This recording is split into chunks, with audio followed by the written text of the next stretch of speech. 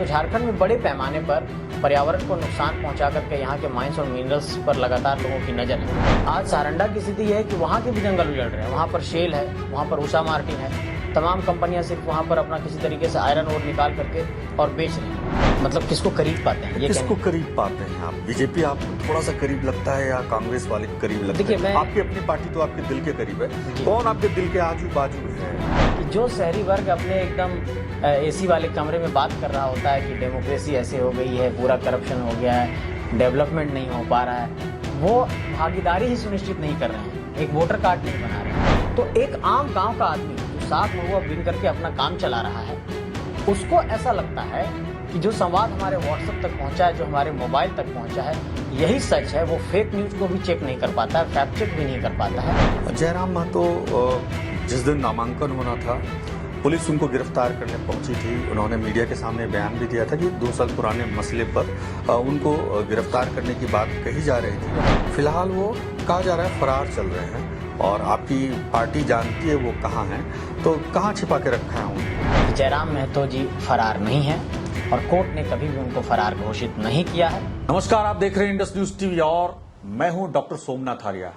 आज हमारे सामने मौजूद हैं वो ऐसी शख्सियत, तो राजनीति में नए चेहरे के रूप में नहीं, लेकिन राजनीतिक समझ में एक ऐसी परिपाटी के प्रतीक चिन्ह है जिन्होंने हजारीबाग से निर्दलीय प्रत्याशी के रूप में नामांकन कराया है।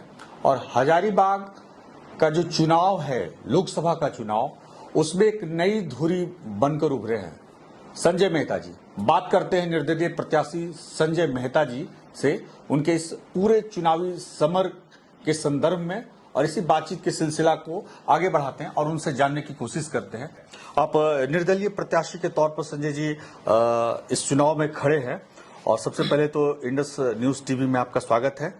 और मेरा पहला सवाल यही होगा जो आम लोगों से जुड़ा हुआ है कि एक और हजारीबाग का जो लोकसभा क्षेत्र है, जो संसदीय क्षेत्र है, जहां 5 विधानसभा, महत्वपूर्ण विधानसभा है, वैसी स्थिति में जहां एक और भारतीय जनता पार्टी के उम्मीदवार हैं, कांग्रेस के प्रत्याशी हैं, आपने अपनी उपस्थिति दर्ज कराई है। इसको किस रूप में और किस चुनौती के रूप में आप देखते हैं? देखिए, मैं 2 बातें आपके समक्ष रखना चाहूंगा। जब आपने कहा कि 2 बड़ी राजनीतिक पार्टियां हैं और उसके बीच में आपकी उपस्थिति कैसे दर्ज हुई है, कैसे कराया है आपने, हम लोगों ने सबसे पहले नैरेटिव को चेंज किया है। आमतौर पर जब भी जनरल इलेक्शन होता है, जब भी लोकसभा का चुनाव होता है, एक ऐसी अवधारणा है आम जनमानस के भीतर कि ये सिर्फ नेशनल एजेंडा पे होगा और नेशनल एजेंडा पर ही लोग वोट करते आए हैं। आमतौर पर पैटर्न भी यही रहा है।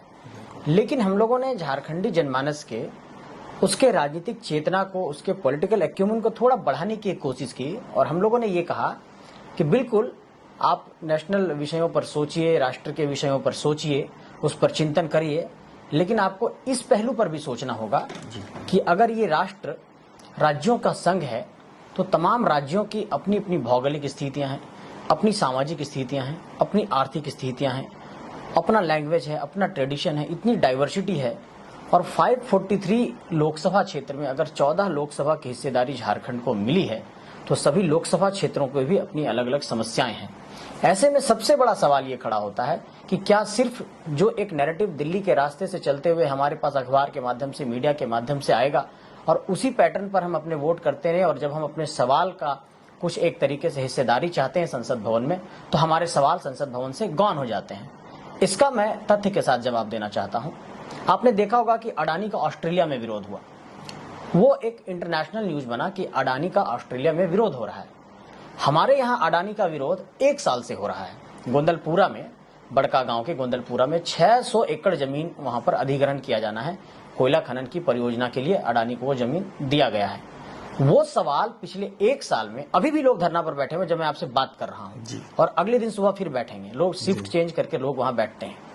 मेरा सवाल ये है कि एक इतना बड़ा विषय कि 1 साल से लोग अडानी का विरोध कर रहे हैं और ये राष्ट्रीय विमर्श का हिस्सा नहीं है। संसद भवन में सवाल इस पर गौन है और कहीं पर कोई बिल्कुल सवाल नहीं उठाया जा रहा है, एकदम चुप्पी है, सन्नाटा, जैसे ये कोई समस्या है ही नहीं। तो हम लोगों ने इस धारणा को बदला है। जो आंदोलन की बात होती है तो हजारीबाग के आसपास ऐसे ही बड़ी बड़ी कंपनियों के प्लांट लगाए जाने की बात होती है और वृक्ष को काटे जाने का भी लगातार विरोध इसी इलाके में हुआ है। जी। आप उसको किस रूप में देखते हैं? पर्यावरण से जुड़ा मुद्दा एक और जो है बड़ी कंपनियों का आगमन, तो जो पेड़ बचाने की जद्दोजहद हजारीबाग की भूमि से हो रही है, उस आंदोलन को आप कैसे देखते हैं? देखिए, इसका मैं हिस्सा भी रहा हूँ खुद। अभी आपने देखा होगा कि जैसे NH-31 और NH-33 का जब चौड़ीकरण हुआ तो हजारीबाग के वाइल्ड लाइफ सेंचुरी के एरिया में, उसके बाद बरही के जवाहर घाट के एरिया में कई सारे ऐसे वृक्षों को काट दिया गया। आमतौर पर ऐसा होता है कि जब फॉरेस्ट विभाग उसमें NOC देता है कि आप सड़क का निर्माण करिए, तो NOC इस बुनियाद पर दी जाती है कि उसके 4 गुना वृक्ष को आप लगाएंगे। और कहीं पे ऐसा होता है कि आप उसी प्लांट को, अगर कोई प्लांट को उखाड़ करके दूसरी जगह लगा सकते हैं तो उसको आपको लगाना चाहिए, लेकिन ये सिर्फ कागजों पर खाना पूर्ति होती है। और अभी कुछ दिनों पहले की मैं आपको बात बता रहा हूँ, यहाँ पर एक बूढ़ा खाप है मांडो में, जहाँ की महिलाएं बिल्कुल पेड़ से लिपट कर रोने लगी। वहाँ पर आलोक स्टील नाम की एक कंपनी है जो वहाँ पर उसका एक्सटेंशन करना चाहती है, और सारे लोग, हम लोग पैदल गए बिल्कुल रामगढ़ के बूढ़ा खाप से चलते हुए और गवर्नर हाउस तक। तो इस तरीके से हम लोग लगातार यहाँ पर ये एक मैसेज देने की कोशिश कर रहे हैं कि जिस पर ये पूरी सृष्टि की बुनियाद है, उसी को आप अगर खत्म करेंगे तो झारखंड में बड़े पैमाने पर पर्यावरण को नुकसान पहुंचा करके यहाँ के माइंस और मिनरल्स पर लगातार लोगों की नजर है। लोग यहाँ पर सिर्फ संसाधनों का दोहन कर रहे हैं, उसको निकाल रहे हैं, अपना राजस्व कमा रहे हैं, लेकिन कैसे इकोसिस्टम बैलेंस होगा, कैसे एनवायरनमेंट बेहतर बनेगा, कैसे पर्यावरण बेहतर बनेगा, इस पर कोई चिंतन नहीं है। जैसे आप देखिए कि सारंडा के जो जंगल हैं झारखंड के अंदर, उन जंगलों की हालत भी आप देखिए। लोग कहते हैं कि 700 पहाड़ हैं वहां पर और आज सारंडा की स्थिति यह है कि वहां के भी जंगल उजड़ रहे हैं। वहां पर शेल है, वहां पर उषा मार्टिन है, तमाम कंपनियां सिर्फ वहां पर अपना किसी तरीके से आयरन ओर निकाल करके और बेच रही हैं। तो मेरा कहना यह है कि आप जिस तरीके से संसाधनों का दोहन कर रहे हैं, जिस तरीके से पर्यावरण और जंगलों का नुकसान पहुंचा रहे हैं, उस रेशियो में इसको बचाने को लेकर के आप काम नहीं कर रहे हैं और इस पर चिंतन किए जाने की जरूरत है। बहुत अच्छा प्रत्याशी जो अगर विधानसभा का चुनाव में वो मैदान में उतरता है, बहुत पढ़े लिखे प्रत्याशी, बहुत समझदार, नपे तुले संवाद में बात करने वाले लोग और समाज की मुख्य धारा से और आम लोगों की पीड़ा को आत्मसात करने वाला प्रत्याशी जब चुनाव में खड़ा होता है, अक्सर देखा जाता है कि संसदीय प्रणाली में धन बल के आगे वो प्रत्याशी कभी कभी उनको चुनाव में हार का सामना करना पड़ता है। आप इसको कैसे देखते हैं? जी, बहुत बेहतर सवाल है। मेरा अपना इस पर रिसर्च है कि जब आप इंडियन डेमोक्रेसी को आप देखेंगे, बहुत ग्रासरूट लेवल पर जाएंगे, पहली बात तो मैंने ये देख लिया कि जो समुदाय वोट करता है, जो वर्ग वोट करता है, वो गांव घर के लोग हैं। मैंने अपने अभी पिछले 10 दिनों में कुछ दोस्तों से बात किया जो हमारे दोस्त शहरी क्षेत्र में रहते हैं। हमने कहा कि इस बार मैं कैंडिडेट हूं, आप लोगों का सपोर्ट चाहिए। कुछ दोस्तों का ये जवाब रहा कि मम्मी का वोटर कार्ड नहीं है, पापा का भी वोटर कार्ड नहीं है और मेरा अभी तक बना नहीं है। आधार कार्ड से वो अपनी आइडेंटिटी का काम चला रहे हैं। अब सवाल ये है कि जो शहरी वर्ग अपने एकदम एसी वाले कमरे में बात कर रहा होता है कि डेमोक्रेसी ऐसे हो गई है, पूरा करप्शन हो गया है, डेवलपमेंट नहीं हो पा रहा है, वो भागीदारी ही सुनिश्चित नहीं कर रहे हैं, एक वोटर कार्ड नहीं बना रहे हैं और वोटिंग के दिन को छुट्टी की तरह सेलिब्रेट कर रहे हैं। दूसरी बात कि जो गांव के लोग वोट कर रहे हैं, तो आप जानते हैं कि हमारे बीच जो लिटरेसी लेवल है, और जब आप किसी के अवधारणा को, किसी की चेतना को आप जाकर के प्रभावित करने की कोशिश करते हैं, तो ऐसे में जो एकदम निचला समुदाय है, जो बिल्कुल ग्रासरूट लेवल पे है, वो रैशनल ना होकर के आपके चीजों से वो प्रभावित हो जाता है। आज की तारीख में कम्युनिकेशन पे इतना ज्यादा कंट्रोल हो गया पॉलिटिकल पार्टियों का, बड़े बड़े पूंजीपतियों का, कि वो जिस तरीके से चाहते हैं वो कम्युनिकेशन और मैसेज डिलीवर करते हैं, उसी तरीके का नैरेटिव ग्राउंड लेवल पर पहुंचता है और उससे उनकी चेतना प्रभावित होती है और वो उस तरीके से फिर वोट कर देते हैं, क्योंकि वो व्यक्ति रैशनल होकर के सोच नहीं पा रहा है। तो एक आम गांव का आदमी जो साग महुआ बीन करके अपना काम चला रहा है, उसको ऐसा लगता है कि जो संवाद हमारे व्हाट्सएप तक पहुंचा है, जो हमारे मोबाइल तक पहुंचा है, यही सच है। वो फेक न्यूज को भी चेक नहीं कर पाता है, फैक्ट चेक भी नहीं कर पाता है। तो ऐसे में जो वोट करने वाला वर्ग है, उसके पास उतनी शिक्षा नहीं है, उतना लिटरेसी लेवल नहीं है, और इस कारण से एक पैटर्न ये होता है कि लोग नेशनल नैरेटिव पर वोट करते आ रहे हैं। दूसरी बात कि जो आप कह रहे हैं कि पढ़ने लिखने वाले उम्मीदवार क्यों नहीं जाकर के वो कर पाते हैं, कई बार उनको सफलता हाथ हाँ, नहीं बहुत लगती। बहुत सही बात कह रहे हैं आप, मैं इस बात को समझता हूँ जी। इसके पीछे कारण ये है कि पॉलिटिक्स में पूरे तरीके से आपको एक समाहित हो जाना पड़ेगा हर भाषा, समुदाय, वर्ग विशेष के लोगों के बीच, और उसमें कहीं ना कहीं आपको थोड़ा एक समन्वय बनाना पड़ेगा। आमतौर पर जो नए लोग आते हैं, जो बिना पॉलिटिकल प्रैक्टिस के आ जाते हैं कि सिर्फ शिक्षा के नाम पर हमें लोग कहेंगे कि एक बेहतर प्रत्याशी हैं तो हमें लोग चुन लेंगे, वैसे लोगों को लोग नहीं चुनते हैं, क्योंकि एक सोशल कनेक्ट भी चाहिए आपको। तो जब तक वो सोशल कनेक्ट नहीं होगा तब तक जनता भी आपसे नहीं जुड़ पाएगी, क्योंकि इंडियन पॉलिटिक्स में आपके विजन और सोच से ज्यादा इमोशन पर वोट होता है। तो ये बहुत मायने रखता है कि जनता आपसे इमोशनली कितना तो कनेक्ट क्या इस लोकसभा के चुनाव में आप रफ वर्क कर रहे हैं? नहीं, बिल्कुल नहीं। इस बार हम लोगों ने पिछले 3-4 सालों से रफ वर्क किया। इससे पहले मैंने विधानसभा चुनाव लड़ा, और इस बार पिछले 3-4 सालों के 5 सालों के एकदम मेहनत से जो हम लोगों ने फील्ड पर महसूस किया है, और जिन गलतियों को महसूस किया पिछले 4-5 सालों में, और जहां पर मुझे लगा कि काम करना चाहिए, उन सारे बिंदुओं पर हम लोगों ने काम किया है, और इस बार बेहतर परिणाम निकलकर सामने आएगा। आपकी पार्टी को जयराम महतो जी की जो पार्टी है जेएलकेएम, जिनका अभी चुनाव चिन्ह संभवतः आवंटित हो जाएगी या होने की प्रक्रिया में है जी, विधानसभा वो जो है पार्टी जो है पता चला है कि उन्होंने आपका समर्थन किया है। किन मुद्दों पर समर्थन की खबरें आ रही है, और क्या वाकई ये सच्ची खबर है कि उन्होंने आपको समर्थन किया है, और किन वैचारिक बुनियाद के आधार पर, किन आख्यान के आधार पर आपको उनका समर्थन प्राप्त हुआ, इसके बारे में थोड़ा बताएंगे? देखिए, समर्थन सबसे मैं इत्तेफाक नहीं रख रहा हूँ, क्योंकि हम लोग खुद फाउंडिंग मेंबर हैं जेबीकेएसएस के। हम लोगों ने पहला संगठन बनाया झारखंडी भाषा खतियान संघर्ष समिति, और मैं झारखंडी भाषा खतियान संघर्ष समिति का केंद्रीय उपाध्यक्ष हूँ।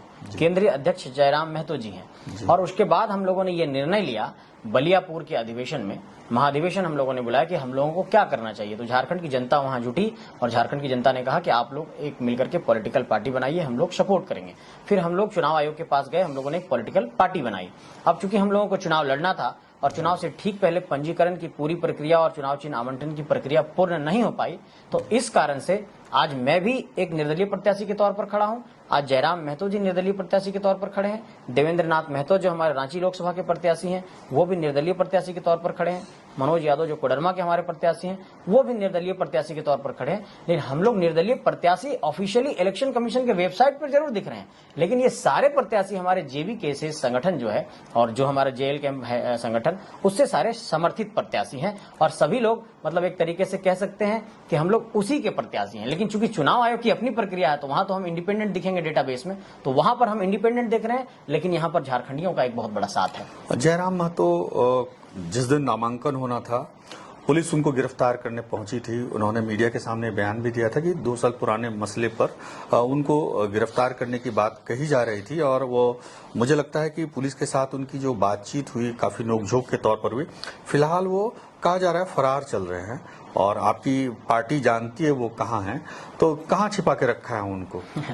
देखिए, इस पर मैं तमाम आपके दर्शकों को जवाब देना चाहता हूँ कि जयराम महतो जी फरार नहीं है, और कोर्ट ने कभी भी उनको फरार घोषित नहीं किया है। जयराम महतो जी बिल्कुल अपने कामकाज में लगे हुए हैं, चुनावी प्रक्रिया में लगे हुए हैं, और आज उनका नामांकन आधिकारिक तौर पर एक्सेप्ट कर लिया गया इलेक्शन कमीशन के द्वारा। आज स्क्रूटनी हो गई, और स्क्रूटनी में उनका आवेदन सही पाया गया। और जी बताएं। हाँ, ये तो समझ में आ गई कि आपने बहुत अच्छे तरीके से उनका पक्ष रखा है। पर राजनीति में आने की क्यों सोच ली है? आपको तो बेहतर जॉब मिल सकता था, सरकारी जॉब हो सकता था, किसी बड़ी मल्टीनेशनल कंपनी में आप जा सकते थे, लेकिन राजनीति में आने के लिए कैसे सोचा, आप थोड़ी बात बताएंगे? देखिए, मैंने पूरे झारखंड की राजनीति पर खास करके एक चिंतन किया कि झारखंड अलग राज्य का जो आंदोलन रहा, पूरे अलग राज्य के आंदोलन के दौरान आप देखेंगे कि शिबू सोरेन, विनोद बिहारी महतो, ए.के. राय और तमाम झारखंड के जो नेता रहे, उन लोगों ने बड़ी शिद्दत से झारखंड और झारखंडियत की लड़ाई लड़ी। लेकिन झारखंड बनने के बाद मैंने देखा कि इस स्टेट के अंदर बहुत बड़े स्तर पर लीडरशिप की क्राइसिस है। नेतृत्व का कौशल इस राज्य से निकल ही नहीं पा रहा है। उसके बाद आप गौर करिए कि झारखंड बनने के बाद से जितने भी लोग आपको दिखाई पड़ेंगे, वो किसी के बेटा है, किसी की बेटी है, किसी के पति है, किसी की पत्नी है। मैं इस बात को जोड़ना चाहता हूं कि सिर्फ किसी का बेटा, बेटी, पति, पत्नी होना, बिल्कुल मैं नहीं ये कहता कि उनको राजनीति में नहीं आना चाहिए। जो डिजर्व करते हैं उनको आना चाहिए, लेकिन उसको मैं इस तथ्य से झुठला सकता हूं कि अभी देखिए झारखंड के 14 लोकसभा क्षेत्र में एक तरफ से इंडिया अलायंस और एक तरफ से इंडिया अलायंस, 14 में 28 कैंडिडेट जो इधर से और उधर से हैं, दोनों गठबंधन की तरफ से 28 के 28 प्रत्याशी, 100% प्रत्याशी किसी के बेटा, किसी की पत्नी, कोई प्रेजेंट एमएलए है, कोई एक्स एमपी है, कोई एक्स एमपी की बेटी है, कोई प्रेजेंट एमएलए की पत्नी है, इसी तरीके के पृष्ठभूमि से लोग आए हैं। मेरा कहना यह है कि अगर झारखंड की राजनीति में इतने लोग हैं और बड़े राजनीतिक दलों के अंदर भी सामान्य कार्यकर्ता हैं, तो उन्हें अवसर क्यों नहीं दिया जा रहा है? सिर्फ पैसे, पूंजी की राजनीति, परिवार की राजनीति, वंशवाद की राजनीति से लीडरशिप कैसे उभरेगा? जब इस बात पर हम लोगों ने चिंतन किया तो हम लोगों ने कहा कि नहीं, झारखंड के अंदर लीडरशिप के लिए कुछ करना होगा। और तमाम हमारे साथी लोग, हमारे भाई लोग और तमाम हमारे संगठन के लोग, जयराम महतो जी, हम लोग सभी लोगों ने मिलकर के झारखंड के अंदर इस पहलू पर लोगों को एकजुट किया कि झारखंड और झारखंडियत और झारखंड की नौकरी, झारखंड के जमीन को बचाने की एक लड़ाई लड़नी होगी। और इस लड़ाई पर झारखंडी जनमानस ने साथ दिया। 24 दिसंबर 2021 को इसकी शुरुआत की गई थी। मात्र 13 लोगों से हम लोगों ने शुरुआत किया था और आज आप मान करके चलिए कि झारखंड की 3.25 करोड़ की आबादी हम लोगों के साथ खड़ी है। आज हम लोग को एक सभा का ऐलान करते हैं तो 1.5-2 लाख की भीड़ बिना किसी पैसे की आती है। ये आज हम लोगों को झारखंड की जनता ने ताकत दिया है और इसी कारण से हम लोग राजनीति में आए हैं कि झारखंड में नेतृत्व का कौशल पनप सके। इस संसदीय चुनाव में आपकी उम्मीदवारी को लेकर या आपके चुनावी मैदान में उतर जाने से क्या कोई अतिरिक्त दबाव आप पर है कि इस चुनावी मैदान से हट जाएं? नहीं, बिल्कुल इस तरीके का कोई दबाव नहीं है। बिल्कुल मैं इसके लिए इलेक्शन कमीशन का बहुत शुक्रिया अदा करना चाहता हूं कि इस बार जो इलेक्शन हो रहा है वो बहुत, आप जानते हैं कि चुनाव आयोग ने बार बार ये बात कहा है कि फ्री और फेयर इलेक्शन कराने के लिए चुनाव आयोग बिल्कुल अपनी प्रतिबद्धता हमेशा जाहिर करता रहता है। तो क्या लगता है ईवीएम पे जो सवाल है उस पर ईवीएम के साथ छेड़छाड़ की बातें भी सामने? ईवीएम पे कितना भरोसा है आपको? ईवीएम पर जो सवाल है, मुझे लगता है कि जब तक कुछ ऐसा तथ्यात्मक तौर पर इसे साबित ना किया जाए, क्योंकि सुप्रीम कोर्ट ने कई याचिकाओं को खारिज कर दिया इस संदर्भ में, तो मुझे लगता है कि जब तक तथ्यों के आधार पर इस पहलू को ना साबित किया जाता है तब तक कुछ भी कहना जल्दबाजी होगी। लेकिन अगर ऐसे लोकतंत्र में ऐसे कोई संशय की स्थिति उत्पन्न हो रही है और इतना बड़ा जनमानस जब वोट करता है, तो मुझे लगता है कि इस पर एक बार बहुत बेहतर तरीके से चिंतन करने की जरूरत है और इस समस्या का समाधान निकाले जाने की जरूरत है। इस संशय को दूर करने की जरूरत है ताकि लोकतंत्र पर आस्था और विश्वास बना रहे। हजारीबाग के लोग, जो यहाँ के आम जनता है, जो मतदाता हैं और जो मतदाता नहीं भी हैं, जी, क्यों आपको सांसद बनाए? किन उद्देश्य की पूर्ति के लिए आप इस चुनावी मैदान में हैं और क्या आपके सपने हैं हजारीबाग को लेकर? क्या आपने अपने आप को आपने उस रूप में लोगों को विश्वास दिलाया है कि ये आपके विचार हैं या आपकी सोच है? जो हजारीबाग के लोग किन किन बुनियादी विषयों को लेकर के जनता आपको सांसद बनाए? देखिए, बुनियादी विषय में सबसे पहला जो विषय है यहाँ पर, वो हमने देखा है कि डिस्प्लेसमेंट है, विस्थापन है। पूरे इलाके में बहुत बड़े स्तर पर लोग विस्थापित हुए हैं और उस विस्थापन के पूरे आप देखेंगे कोयला खनन की परियोजना और जितनी भी परियोजनाएं लगी हैं, जहां पर विस्थापन हुआ, उसमें सबसे बड़ी त्रुटि ये हुई कि कंपनियां आई, उसने कहा कि रिहेबिलिटेशन और रीसेटलमेंट के लिए, जिसको R&R पॉलिसी कहते हैं और हिंदी में उसको कहते हैं विस्थापन और जो हम लोग पुनर्वास पुनर्स्थापना की बात कहते हैं, उसको कंपनियों ने कहा कि हम लोग लागू करेंगे। उसके पहले कंपनियों ने सोशल असेसमेंट भी किया कि हमारे प्रोजेक्ट लगने के बाद कितना नुकसान होगा, कितना लाभ होगा, कितने लोगों को नौकरी मिलेगी, कितने लोगों को नियोजन मिलेगा, कितने लोगों को हम कहाँ बसाएंगे। ये सारी चीजों पर सोशल असेसमेंट हुआ, R&R पॉलिसी की बात कही गई। लेकिन परिणाम स्वरूप आज की तारीख में हालात ये हैं कि आपकी जमीन ले ली गई है, आप अपनी जमीन के मुआवजा के लिए डीसी कार्यालय का, भूअर्जन कार्यालय का चक्कर लगा रहे हैं, आप अपनी जमीन का मुआवजा नहीं ले पा रहे हैं, अपनी जमीन के मुआवजे के लिए आप लड़ते हैं तो आप पर फर्जी मुकदमे दर्ज कर दिए जा रहे हैं। तो पहली हमारी लड़ाई में आपके दर्शकों को बताना चाहता हूं, विस्थापन, पुनर्वास, नियोजन, मुआवजा और भूमि अधिग्रहण में जितनी त्रुटियां हैं उसको दूर करने को लेकर के है। उसके बाद सबसे बड़ा जो हमारा पहलू होगा कि जो हमारे एरिया से पलायन हुआ है, उस पलायन में जितने भी लोगों को इस एरिया में रोजगार दिया जा सकता है, इस पहलू पे हमने ये सोच रखा है कि अगर इतनी यहाँ पर परियोजनाएं संचालित हैं, इतनी बड़ी बड़ी कोल खनन की परियोजनाएं संचालित हैं, तो छोटे छोटे कामकाज जो हैं, जो स्किल्ड और नॉन स्किल्ड वर्कर्स हैं, जो बाहर जाकर के 10-15 हजार 20 हजार का कामकाज कर रहे हैं और वही काम उनको यहाँ पर दिया जा सकता था, तो कम से कम ऐसे काम में भी उनको निजी क्षेत्र की कंपनियों में उनको वहां पर समाहित किया जा सके, उनको वो काम दिलाया जा सके। ये बुनियादी तौर पर हमने अपनी सोच रखी है। आप फिर कहेंगे कि डेवलपमेंट के मॉडल पर क्या सोचते हैं, आगे का विजन क्या है, शिक्षा को लेकर के क्या करेंगे, ये आगे के बुनियादी सवाल हैं। हाँ, लेकिन ये बुनियादी सवाल हैं। पहले हम अपने लोगों को रोटी कपड़ा मकान दे दें, क्योंकि उसी पर इन लोगों ने 75 सालों में कुछ नहीं किया, सिर्फ बात ही कर रहे हैं। तो पहले इस पहलू पर सोच लें, उसके बाद उस पर तो बिल्कुल सोचेंगे आगे के लिए। तो बीजेपी और कांग्रेस, कौन आपके प्रिय जो है दल आपको थोड़ा सा आपकी पार्टी से अलग नजर आता है कि बेहतर हो सकता है? मतलब किसको करीब पाते हैं ये किसको करीब पाते हैं आप? बीजेपी आपको थोड़ा सा करीब लगता है या कांग्रेस वाले करीब लगता देखिए, है? आपकी अपनी पार्टी तो आपके दिल के करीब है, कौन आपके दिल के आजू बाजू है? देखिए, पार्टियों से परे मैं विचारधारा की बात करना चाहता हूँ। हम लोग सबको साथ लेने चलने की बात करते हैं, हम लोग समाजवाद की बात करते हैं, हम लोग समानता की बात करते हैं और हम लोग सीधे तौर पर कॉन्स्टिट्यूशनल राइट्स की बात करते हैं। आज झारखंड के अंदर जो हमारी लड़ाई है वो कॉन्स्टिट्यूशनल राइट्स की है। आज हमारे पास अपनी डोमिसाइल पॉलिसी नहीं है झारखंड के लोगों के पास। झारखंड के लोगों के साथ क्या छल हुआ मैं आपको बता रहा हूँ सोमनाथ जी, कि आप देखिए झारखंड के जितने भी नियम अधिनियम बनने थे, जितने भी कानून बनने थे, उन नियम अधिनियम कानूनों को बार बार गवर्नर के रास्ते से रिजेक्ट कर दिया गया। झारखंड के आदिवासियों की एक बहुत बड़ी मांग है सरना धर्म कोड की।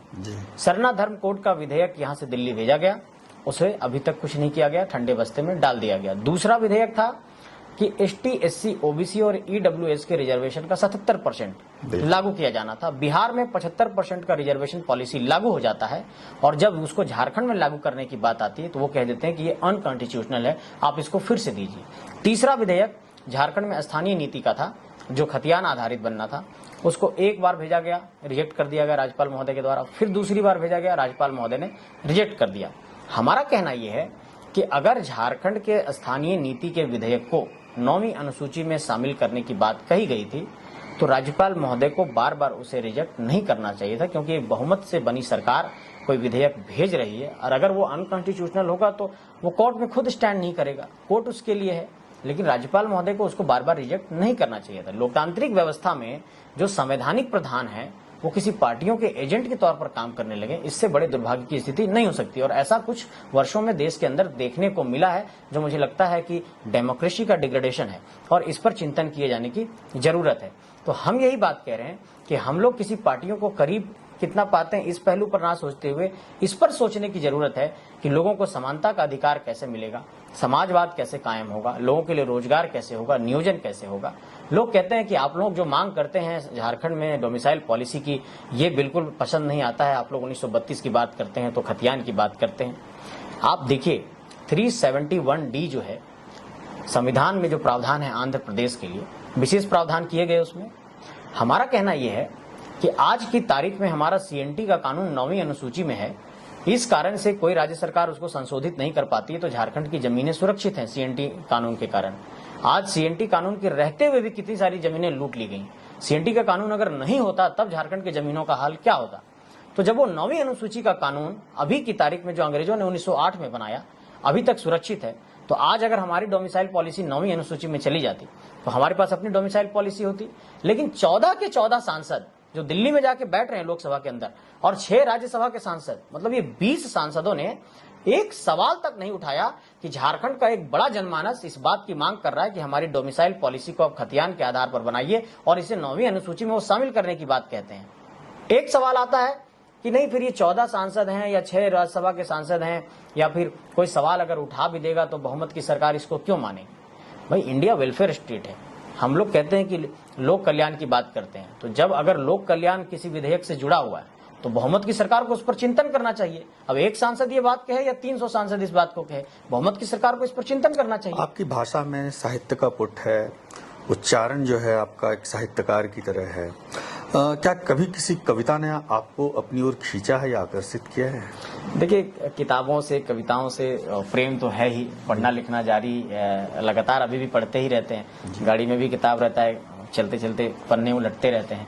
तो मुझे लगता है कि अध्ययन तो कभी रुकने वाला विषय है नहीं और मैंने आपके भी पत्रकारिता जीवन को देखा है, लगातार आप अध्ययन करते रहते हैं, सीखते रहते हैं और वही हमारी भी आदत है लगातार सीखना। और चूंकि एक बार जब कोई व्यक्ति पत्रकारिता की पढ़ाई कर लेता है तो आप जीवन में कुछ भी करिए, पत्रकारिता से प्रेम आपका खत्म नहीं होता है। तो वो प्रेम अभी भी है, लिखने का, पढ़ने का, बोलने का, वो प्रेम अभी भी है। तो चूंकि मास कम्युनिकेशन के दौरान इन सारे विषयों से लगाव हुआ तो लगातार ये लगाव बना रह गया। घर से क्या कह के निकलते हैं आपकी आज जो आपकी चुनावी यात्रा है, घर वाले क्या कह के आपको रुखसत करते हैं, किस वक्त आते हैं? आपकी दिनचर्या बदल गई होगी। हाँ बिल्कुल, दिनचर्या घर का क्या माहौल है? देखिए, पिछले 5 सालों से तो मैं बिल्कुल एक्टिव पॉलिटिक्स में हूँ, 24/7। और मैं आपको ये बताना चाहता हूँ कि जब साधारण पृष्ठभूमि से लोग कोई राजनीति करने निकलता है तो शुरुआत में लोग उनका उपहास उड़ाते हैं, बिल्कुल। उसके बाद फिर लोग एक तरीके से इग्नोर करते हैं फिर धीरे धीरे रिकॉग्नाइज करते हैं, फिर एक्सेप्ट करते हैं, फिर इसको इस बात को एक्सेप्ट करते हैं कि नहीं ये चुनौती दे रहा है, फिर ये कहते हैं कि नहीं नहीं ये भविष्य का नेता हो सकता है, फिर ये कहते हैं कि नहीं ये जीत भी सकता है। आज हमारे बारे में ये कही जा रही है कि ये लड़का जीत सकता है और 5 सालों में ये तस्वीर बनी है। घर वाले लोग इमोशनली बहुत खुश हैं, वो अपने भाव को एक्सप्रेस नहीं करते हैं मेरे पास, लेकिन वो खुश हैं कि चलो घर से कोई एक लड़का इतना संघर्ष कर रहा है, स्ट्रगल कर रहा है।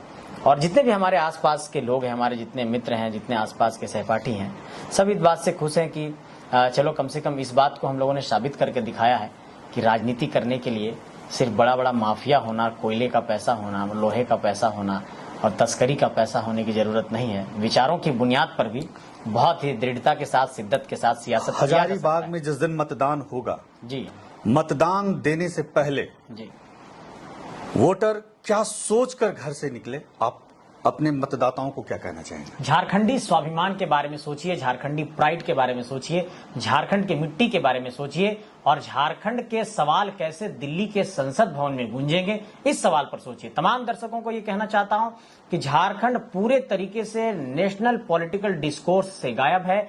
झारखंड पूरे तरीके से राजनीतिक विमर्श में दिल्ली के गलियारे में गायब है। झारखंड पर कोई भी चिंता नहीं होती है। झारखंड सिर्फ अपने भ्रष्टाचार के लिए, सिर्फ अपने कोयला के लिए, सिर्फ यहाँ पर कैश कांड, सिर्फ यहाँ पर आईएएस अफसरों के भ्रष्टाचार के लिए दिल्ली में चर्चा में जाता है। झारखंड इस पहलू पर कभी भी चर्चा में नहीं होता है कि वहां पर विस्थापितों को कैसे अधिकार मिलेगा, विस्थापितों को कैसे मुआवजा मिलेगा, वहां के विस्थापितों का कैसे जमीन वापस होगा। इन सारे पहलुओं पर दिल्ली में कोई चर्चा नहीं है। तो झारखंड की जमीन कैसे बचेगी, इसी बुनियाद पर 20 मई को आप सब वोट करिएगा, यही अपील करना चाहूंगा। मत कहो आकाश में कोहरा घना है, यह किसी की व्यक्तिगत आलोचना है। हजारीबाग के इस संसदीय चुनाव में संजय मेहता एक नए हस्ताक्षर के रूप में है। यह हस्ताक्षर हजारीबाग के आने वाले राजनीतिक भविष्य को कितनी दिशा देगी, यह आने वाला वक्त बताएगा। आप देख रहे हैं कैमरामैन दीपक देव के साथ इंडस न्यूज के लिए डॉक्टर सोमनाथ आर्य की यह खास रिपोर्ट।